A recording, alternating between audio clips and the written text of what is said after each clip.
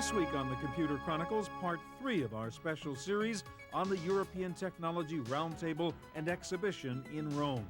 We'll tell you what the experts think about the proposed merger between HP and Compaq, including the views of Michael Dell and Bill Gates. The Red Herring's Tony Perkins says the days of the PC are over and that we are now entering the post-PC era. Will your PDA and your cell phone become your main access points to the Internet? Eric Benamou, chairman of Palm Computing, says the future of the web is in your hand. And Marimba chairman Kim Palese says new connected appliances will mean totally new business models for the high-tech industry. Part 3 of our special coverage of the ETRE conference coming up next on the Computer Chronicles.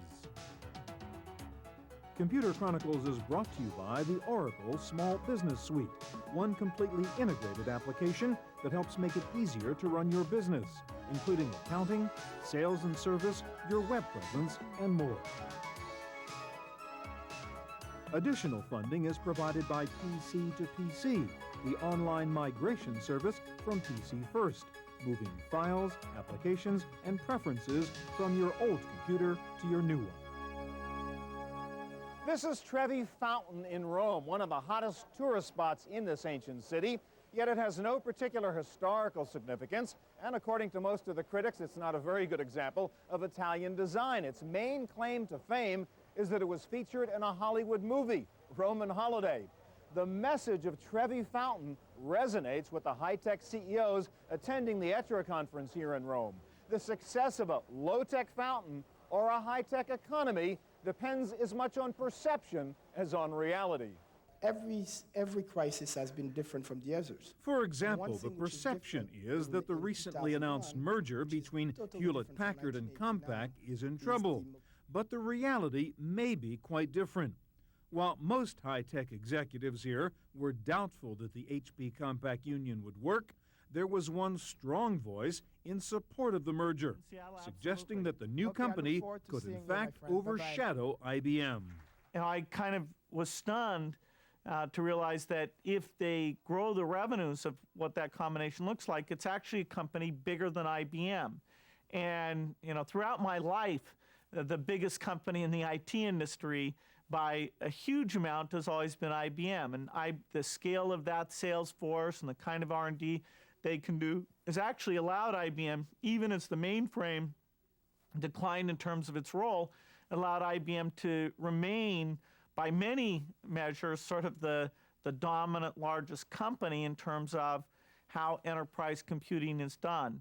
And so it will be very interesting, I think, with this combination, if it's executed properly, to actually have that be more of a duality, that in terms of services and hardware products, you've got this company and IBM at about the same scale and able to pull off some of those same things. One of those who was not impressed with the potential of the HP-Compaq merger was Michael Dell, CEO of one of their major competitors. There was an analyst who sort of studied this, and he had a quote that I was particularly fond of. He said, "This is the dumbest deal of the decade, and there's still 9.5 years left." Well, I think Michael may be influenced by his competitive situation with these two companies.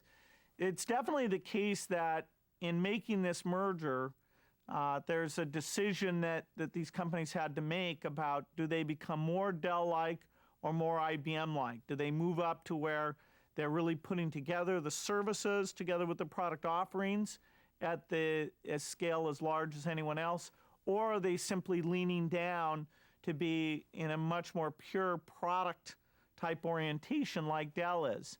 And there will be a little bit of a windfall here for Dell in two respects. One is they've chosen a more IBM-like strategy, and to the degree there's a little bit of confusion here during the transition, Dell, like any good competitor, will point out their model, and I'm sure Dell will continue to do very well here.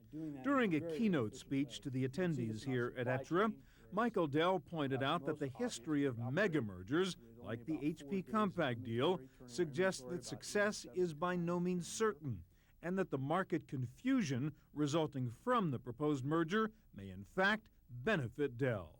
And it remains to be seen whether that sort of a combination will be successful. Certainly, if you look at history, it shows that these kinds of combinations have been rather challenging. I would challenge anyone to point to me one of these deals which created an industry leader. So these are difficult to do and present, at least as we see it, a great opportunity for us to provide clarity and execute our business model quite well in a tough time. I must agree with Michael. I mean, he was very careful and very diplomatic about saying directly it wasn't a bad idea, and I would like to be as politically as appropriate he is. But anytime you have a merger of two large companies like that, you just have to sit there and wonder about how you logistically deal with the merging of cultures, with the merging of organizations, and you're talking about two very large companies with very different backgrounds. They will have a very difficult time, and history has proven that mergers like that, of almost of equals, doesn't work very well. It's very, very tough, and in fact, both of them may suffer first before they actually see any benefit of a combined entity. 85% of technology mergers don't succeed. So why would I go and take my shareholders' money and pour it into something which won't succeed? Compaq just went through a phase where they tried to absorb digital, and it was an immense failure, Why do they want to go again to a next wave of merger against 3 years later, which may not yield a result that you anticipate? So if I were them, I would have been more cautious about going after this thing. Many of the analysts here at ETRE thought that the HP Compaq merger was in fact the most difficult kind of merger to pull off because of the considerable differences in the style and culture of the two companies. Of course, I understand the advantage of a critical mass. Of course, I understand that they wanted to be better positioned vis-a-vis IBM. Of course, I understand that if they were to pull this off, it would make a very, very compelling proposition for the customers, and there are some great savings and great addition in revenues and a great potential for shareholder value. But it comes at such a risk with very geographical dispersed organization, not really at the international level, but with totally different cultures. HP is a 50-year-old company. Compaq is a PC-oriented 1981-born company, and one is the Silicon Valley tycoon and icon. The other one is born in Texas. Those two cultures don't mesh well. So the bets against the success of this merger are extremely high. While most of the industry executives here at ETRE were focusing on the potential of the HP Compaq merger to match IBM in size, some thought it was also designed as an attempt to match Dell in efficiency. In one sense, what they're trying to do in driving costs down and eliminating cost is a good thing, because let's face it, these companies have a cost structure which is too high. If you look at the most recent quarter, Compaq's operating expenses were 21.4% of revenues, okay? Dell's is like 10.5, so it's like double. No chance, okay? Look at inventory, okay? We have 4 days. HP has 66 days. But one of the raps on Dell is that it is not really a technology company, only an assembler and seller of hardware. Michael Dell, of course, disagrees. I don't think of R&D spending like the nuclear arms race. It's sort of more is better, okay? The way we think about it is what's the right amount that we need to spend to get the result we want. So in other words, if you look at the total pool of R&D in our industry, it's about $15 billion, okay? The vast majority of which is spent by two companies. You can probably guess which two, okay? And all the other companies don't really spend a whole lot, in relative terms. So as I see it, our role is not to reinvent the things that are already available from our suppliers and our partners, but to leverage those and to create essentially exactly the right product. Despite the criticism that Dell doesn't spend enough on R&D, Michael Dell says other computer companies are in fact trying to copy the Dell model. We don't develop power supplies. By the way, nobody in our industry developed power supplies. But you enhance. Now, 5 or 10 years ago, a number of our competitors had their own power supply design teams. They had been forced to, by economic conditions, to give those up, just like they gave up graphics chipset design and core logic chipset design and other elements of design. And in fact, you know, if anything, their design approach has incrementally approached ours, you know, and they've certainly been trying to, you know, approach our supply chain, but the differences are still huge.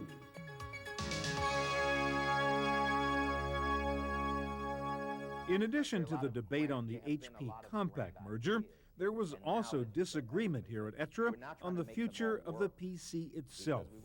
Many analysts were touting the so-called post-PC era, in which various information appliances would take over. But during his keynote presentation, Michael Dell saw it another way. I remember 1990, that's back way down there, just after the 46, somebody said we were entering something called the post-PC era. And I note that's been particularly good for business.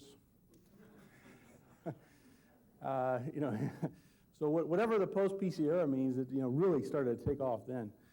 But there's been a continuing wave of innovations and technologies, and a lot of people sort of question, well, what are we going to do with 2 gigahertz and 5 gigahertz? And so far, what's continued to happen in our industry is that the applications tend to expand, and the uses tend to expand to fit whatever computing power and whatever bandwidth is available. And I really don't see too much of an end to that, in spite of some of the current challenges. Well, it's nice to see guys, smart guys like Michael Dell be wrong, because as long as guys like Dell are wrong, that means there's another generation of guys that aren't wrong that'll come up behind him and surprise him with new things. Again, I think my general view is that we've got to break the mindset that PC shipment numbers are somehow the ultimate benchmark for the health of the IT industry. You know, we're very obsessed, for instance, this year with the fact that PC shipments have actually gone down. I tend to agree with the Roger McNamee's of the world who say that the PC industry has finally matured. And in a mature industry like the automobile industry, it'll become cyclical. One reason some experts thought the PC would morph into a thin client terminal was the push toward web-based applications and outsourced IT services. But Bill Gates says that has not happened. One of the great myths of the last several years was that corporations were going to take internal IT activities like running applications and outsource those and let those be run by external parties. And the amount of that we've seen versus, say, the forecasts that many of the so-called forecasters did, you know, it's easily 90% less than they would have forecast. In fact, it was a lot of that was startup companies that were willing to use that kind of approach. We have seen outsourcing of websites, and beyond that, it's very modest what's gone on. Corporations want to control the priorities, the security, the configuration of the things that they're doing. According to Gates, one reason the ASP model hasn't worked too well is because full-blown computers have become as inexpensive as the simple terminals that were supposed to replace them. The cost of the corporate desktop PC now being down around $1,000 or so, even up in the laptop space, more in the $1,800 range. Most of what we're seeing is still the classic purchasing model, where people want to buy a piece of software and be able to use that software as much as they want. Both sides of the post-PC debate are probably right. PCs will hang around, but PC functionality will migrate to other platforms. I think PCs will be with us for the foreseeable future. I think there are certain applications, spreadsheets and so forth, that those are the best machines to use those applications on. But what is happening, what we're starting to see in our business is real delivery of non-PC devices. So instead of just talk about it, those devices are now starting to be used. And now the reason we know this is the companies that deploy them, the service providers and the device manufacturers and the real-time operating system vendors are all starting to worry about how do we manage these things? How do we get the software there? How do we do, a company like Morgan Stanley, for example, is now spending money on managing those as typical assets along with their desktop PCs and their laptops. So that's, to me, the real signal that this is real. If a company like a Morgan Stanley is actually viewing this as a standard part of their corporate IT infrastructure, it's here, but I think the PC is going to be here for a very long time as well. Tony Perkins says there are two aspects to the growth of connected information appliances, and that the changes Kim Palazzi talked about for the business customer are also taking place at the consumer level. First is what I call the always-on generation. This is a group of young people who are always on the internet, largely through instant messaging and email, but they're also downloading video, downloading audio. They're a whole generation that has grown up completely and totally dependent on the internet. And I think statistically what you're going to see is the number of internet users is going to continue to explode. We have about 500 million today. I think by Christmas of 2003, virtually every electronic device that is manufactured will most likely come with an internet connection automatically built into it. That in and of itself is going to take that 500 million number to 2 billion, I think, in the next 4 to 5 years. That is a huge market opportunity to do lots of things. One factor that has held back the growth of the new information appliances, like 3Com's Audrey and Kurbango, is the slow growth of home networking. What happened is that the whole premise that consumer networking was just starting, that premise has been pushed off by 2 years at least, simply because of the massive economic downturn. Consumers today have other things on their mind, particularly after September 11, but even before, than adopting a more digital lifestyle. There is a fringe of consumers who are ready for it, but it's not big enough. So that market is just not a big enough market to justify these kind of investments. But Eric Benamou thinks the information appliance will make a comeback when the economy turns around. I do think that Audrey and Kurbango were really very good, useful technologies. I happen to have one of each in my home, and I use them every day, and they do enhance my lifestyle. But the amount of investments required to create a consumer service support infrastructure, the amount of distribution and marketing required to do a good job of educating consumers is just enormous compared to the opportunity available today.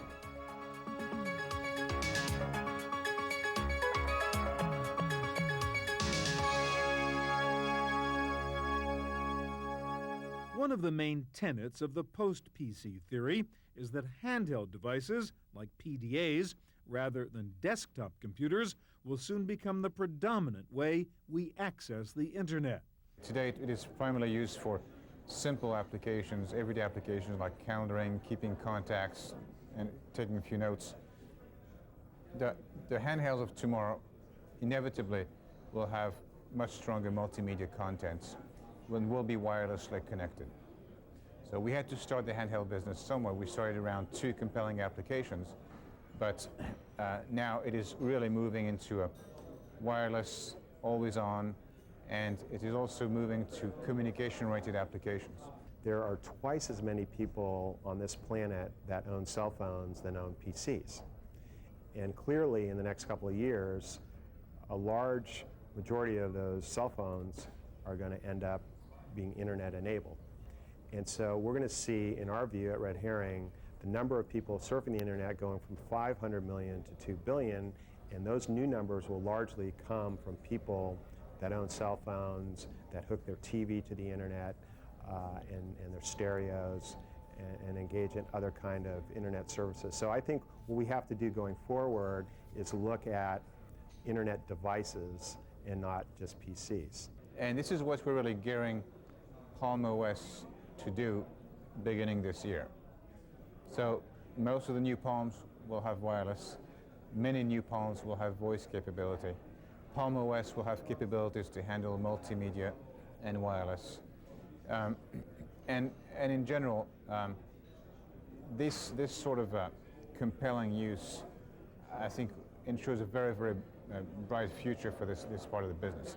Marimba's Kim Palese says these new interconnected mobile devices will lead to totally new business models and the dominance of handhelds as access points to the internet.